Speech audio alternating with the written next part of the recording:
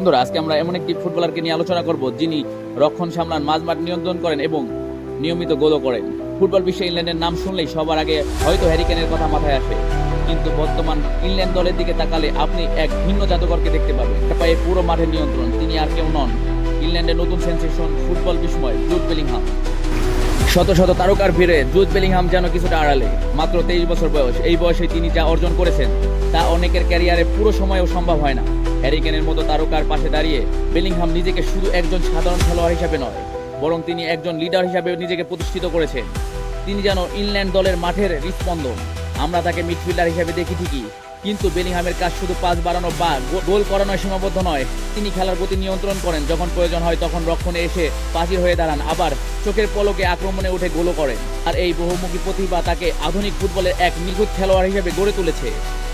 বর্তমান বিশ্বকাপে তার পারফরমেন্সের কথা কি বলবো, মাঠের প্রতিটি কোণে তার সরব উপস্থিতি।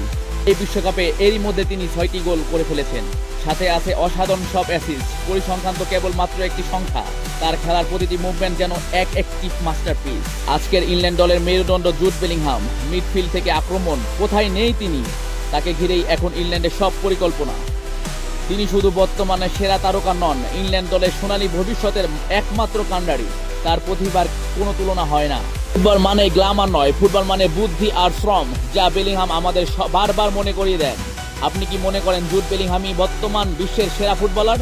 কমেন্টে আমাদের জানান আপনার মতামত। আর এমন তথ্যবহুল ভিডিও নিয়মিত পেতে সাবস্ক্রাইব ও ফলো করুন ক্রিক ফুট ক্যাফে। দেখা হচ্ছে পরবর্তী ভিডিওতে। ধন্যবাদ।